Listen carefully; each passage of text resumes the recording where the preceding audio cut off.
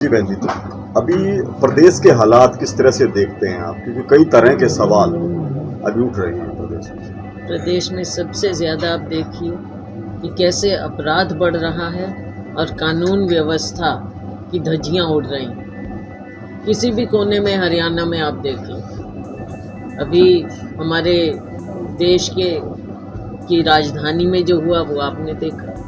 हरियाणा में हिसार में, हांसी में आप देखो वहाँ पर क्या हो रहा है। अम्बाला में आप देखो वहाँ पर क्या हो रहा है। ऐसे लगता है कि सरकार के हाथ पांव फूल रहे हैं। निहत्थे लोगों पर, जो आम जनता अपने मांग लेकर जब आगे बढ़ती है तो उनसे बातचीत करना तो दूर की बात है, उनके ऊपर बर्बरता से हमला किया जाता है। शांति बहाल करने का सैकड़ों लोगों पर आप मुकदमे कर दो, क्या चाहते हैं?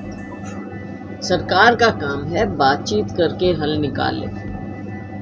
और सिचुएशन जैसे आपको बताएं, हिसार की अगर हम बात ले लें, किसी अपराधी के ऊपर शिकंजा कसने की बजाय जब लोग गुहार करते रहे न्याय की और उन्हें न्याय ना मिले, गरीब इंसान मारा जाए किसी क्रिमिनल के हाथ में, तो आप क्रिमिनल को तो पकड़ नहीं पा रहे हैं। इतनी आपकी नाकामी है, कमज़ोरी है। और वहाँ पर जब लोग साथ में आते हैं, मुख्यमंत्री जी कल गए हांसी, लेकिन मुख्यमंत्री को तो ये कहना चाहिए था कि मेरे पहुंचने से पहले अपराधी पकड़े जाने चाहिए, कायदे से ये होना चाहिए। लेकिन अपराधी ठीक है, कुछ लोग पकड़े हैं, जो मेन है सरगना है उसको ये पकड़ नहीं पाई पुलिस। और लोग आ रहे थे कि हम धरना करेंगे, तो वहाँ पर जो हुआ सबने देखा है क्या हुआ। खुद पुलिस पत्थर फेंक रही है, अफसर ऐसे काम कर रहे हैं। तो शांति चाह रहे हो आप या लोगों को और ज़्यादा भड़का रहे हो? ऐसे थोड़ा ही होता है। गाड़ियाँ तोड़ी गई, शीशे तोड़े उनके, जो भी लोगों के ऊपर कैसे। और अम्बाला में आप देख लो, अम्बाला में एक गुरुद्वारा साहब में कुछ लोग जाकर वहाँ पर खुद ऐसी भड़काऊ बातें करें और फिर उन्हीं की जीप बेचारे मासूमों को कुचल दें। और आगे जाके स्थिति ऐसी आप ले आए, आप एक और शांति की बात कर रहे हैं और शांति से बातचीत चल रही है वहाँ, और पीछे से अश्रु गैस के गोले छोड़ना शुरू कर दें। और जो गरीब आदमी है, बिल्कुल गरीब लोग हैं, छोटी मोटी आपने देखा ही दुकान कर रहे हैं, क्या कर रहे हैं, बिल्कुल गरीब लोग हैं, वो गरीब परिवारों के हैं जो बिल्कुल ही बेचारे। उनको आप पकड़ के लड़कों पे जो आप लाठियां बरसा रहे हैं, किसी की टांग टूट रही है, किसी का कुछ हो रहा है, इतनी चोटें उनको आप मार रहे हो। और धरपकड़ ऐसी हो रही है, उठा के लोगों को, पता नहीं कितने जो लोगों पे जो कह रहे हैं वो केस दर्ज कर रहे हो आप। तो क्या चाह रहे हैं? स्कूल में वो अश्रु गैस के गोले, गुरुद्वारा साहब में अश्रु गैस के गोले। ऐसे सरकार कैसे चलेगी? इनमें ना सरकार में तालमेल है, ना प्रशासन को ये सही डायरेक्शन दे पा रहे हैं। पुलिस वाले खुद अफसर एक दूसरे की AK-47 छीनना चाह रहे हैं। तो क्या कोई कुछ होता है कि नहीं? यहाँ पर एक सिस्टम होता है, पुलिस का भी एक सिस्टम है, हर एक का एक सिस्टम होता है, वेपनरी का एक सिस्टम होता है। यहाँ पर कुछ किसी को ऐसा लगता है कि कुछ ना तो किसी को पता, ना कोई डायरेक्शन देने वाला है। बीते दिनों करनाल में एक हत्या हुई वाल्मीकि समाज के युवक, उसके बाद 2 इनकाउंटर हुए। सवाल सत्ता पक्ष के विधायक भी उठा रहे हैं बार बार कि इनकाउंटर गलत हुआ है। अब आप ये देख लो कि सत्ता पक्ष भी कुछ कहता है और सत्ता पक्ष कहाँ क्या कहता है। अगर पुलिस पर विश्वास हो, देखो अगर इन पर विश्वास हो तो इस तरह की बातें आएंगी।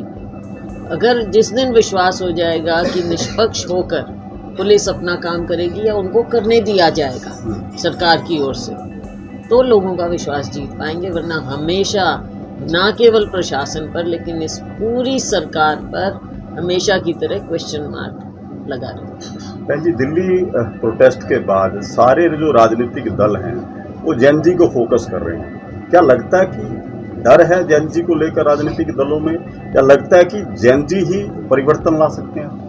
देखो, डर की बात कैसे हो सकती है? अपने ही बच्चे हैं। डर तो सरकार को बैठ गया कि जेन जी ने आके जिस तरह से एक माहौल पूरे देश का, जो ये अपने आप को दिखा रहे थे कि हमारे को तो कोई छू नहीं सकता, हमारे से तो कोई सवाल नहीं कर सकता।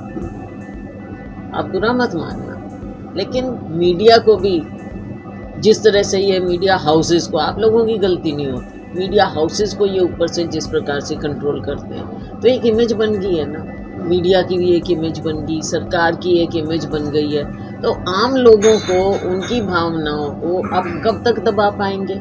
और जेनजी ऐसा है मतलब अब नाम, जो युवा हैं, छात्र हैं, उनमें एक एनर्जी है। और आज के दिन का युवा ऐसा नहीं है कि उसको कुछ पता नहीं, सोशल मीडिया के माध्यम से, और उसको बहुत अवेयरनेस है आज के दिन, तो वो सवाल कर सकते हैं और सवाल करते हैं। तो जब वो सवाल करते हैं तो जवाब किसी को देना होगा, सरकार की ओर से कोई जवाब नहीं दे रहा। और आपका, मीडिया का और हमारा एक दायित्व होता है लोकतंत्र में, आपका भी है कि आप सही रिपोर्टिंग करें, हमारा भी काम है कि जो ज़मीन पर हो रहा है आप उसको दिखाएं, और हमारा काम है कि हम उसको उठाएं। ये हमारा दायित्व है, सबका अपना अपना रोल है। हमारे को अब लोकसभा में ना बोलने दिया जाता, हमारे जब नेता बोलते हैं माइक बंद कर दिए जाते हैं। तो भाई अगर इस तरह की बात होगी तो हमारी जिम्मेवारी हमने निभानी है। जो आज के दिन ज़मीन पर हो रहा है उसको हमने उठाना है। हमारे युवाओं ने वहाँ पर उठाया, उन पर किस प्रकार के अत्याचार हुए, किलों वाली लाठियाँ, पेलेट गन्स, ये सब हुआ। और राहुल जी ने और हमारे नेताओं ने, खड़गे जी ने, सब ने ये बात उठानी चाहिए। अब हम हमेशा से आपको कहते हैं कि भाई लड़ाई लोगों की हमने लड़नी है, सदन में भी लड़ेंगे, और अगर सदन में नहीं तो ज़मीन पर ज़रूरत हुई तो ज़मीन पर भी लड़ेंगे। तो अगर युवा की आवाज़, एक कुछ हो रहा है, उनके साथ नाइंसाफ़ी हो रही है, अगर बार बार पेपर लीक हो रहे हैं और आप युवाओं का या किसी भी वर्ग का विश्वास अगर खो देते हैं, तो ये सरकार है किस बात की? आपके कान हैं कहाँ? आप केवल अपने ही मन की बात करेंगे या दूसरों की भी बात सुन लेंगे? तो ये जो एक विचारधारा इनकी है, भाजपा आरएसएस की विचारधारा, कि केवल अपनी बात को सुप्रीमेसी रखो, किसी और की मत सुनो, तो वो तो नज़र आ गया ना। और हमने इस बात को उठाया और हम उठाएंगे। गाँव में एक कार्यक्रम हुआ था, राव इंद्रजीत सिंह कुछ बोल रहे हैं, शायद आपके भी संज्ञान में रहा होगा।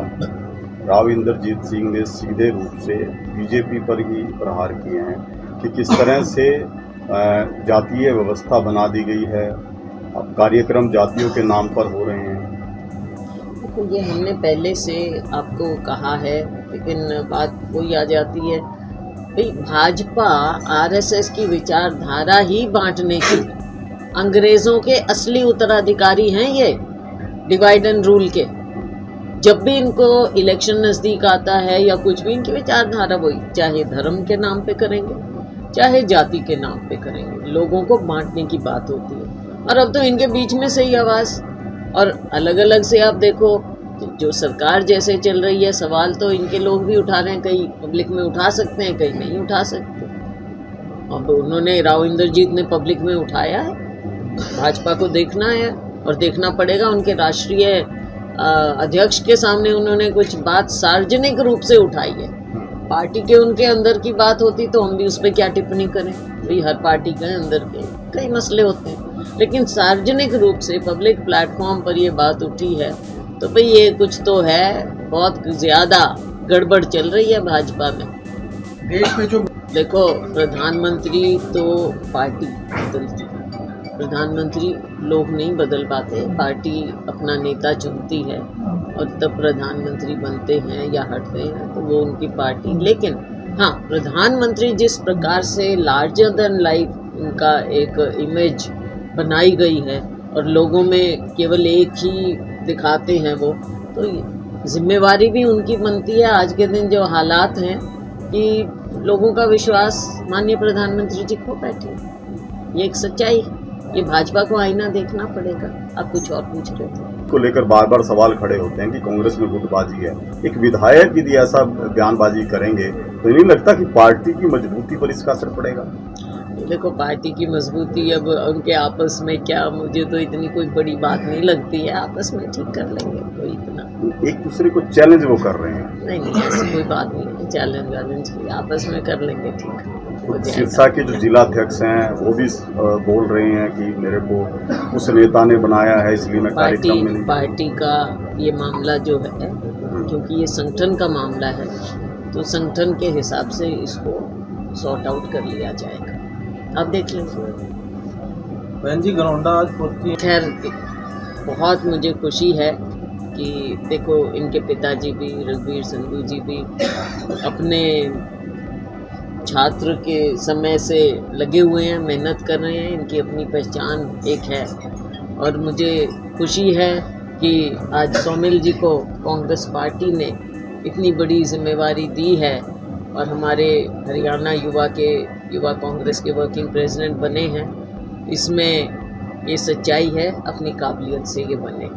पिताजी का पूरा इनका आशीर्वाद और कांग्रेस में सबका सहयोग इनको मिलते हुए इन्होंने अपनी मेहनत करके, क्योंकि इनके यहाँ तो चुनाव भी होते हैं, संगठन के चुनाव होते हैं, उसमें मैं नहीं कह सकती कि मैंने इनको 4 वोट दिलाई हैं या कुछ किया है। अपने दम पे ये वहाँ तक पहुँचे हैं। कुछ लोगों के पीछे कुछ नेता भी होते हैं, मैं ऐसे कैसे कहूँ कि नहीं होते हैं, लेकिन इन्होंने अपनी प्रतिभा भी दिखाई है, संगठन में भी अपने पकड़ बनाई है और ज़मीन पर, और हमें पूरा विश्वास है कि ये अच्छी मेहनत करेंगे और युवा को, आज के दिन युवाओं का ज़माना है, युवाओं को जोड़ेंगे। और जो राहुल जी जो लड़ाई लड़ रहे हैं उसमें इनका पूरा योगदान होगा और हम सब इनका पूरा सहयोग करेंगे। इनको मैं बहुत शुभकामनाएं भी देती हूँ और आशीर्वाद भी दूंगी भाई, दोनों चीज़ें। ये जनरेशन सेकंड आ गई है, ये भी सेवा कर रही ये है, भी सेवा जिसमें स्पेशली आपकी जनरेशन का अच्छा रिस्पॉन्स मिलेगा। अच्छा एक बात बताइए, चलिए हम प्रेस कॉन्फ्रेंस शुरू करते हैं। समय आता है, ये भी एक साइकिल है, चल रहा है 70s में था, 70s में था, यूथ में दुनिया भर में इस तरह का हुआ, लेकिन इस बार डायरेक्टली अफेक्ट हुआ है यूथ। और वैसे तो कहने को नीट के कितने बच्चे हो गए देश में, बात ये नहीं, बात ये है कि वो एक ट्रिगर हुआ पेपर लीक का, कि क्यों ऐसा हो रहा है, और फिर कवर अप करने का जो सरकार का सिलसिला, तो उसको ये लग रहा है कि तो नौकरियां नहीं मिल रही। दूसरी ओर आपके राज्य की खबरें, आपके शहर की खबरें सबसे पहले जानने के लिए देखते रहें अमर उजाला। चैनल को सब्सक्राइब जरूर कर लें और पाएं हर अपडेट।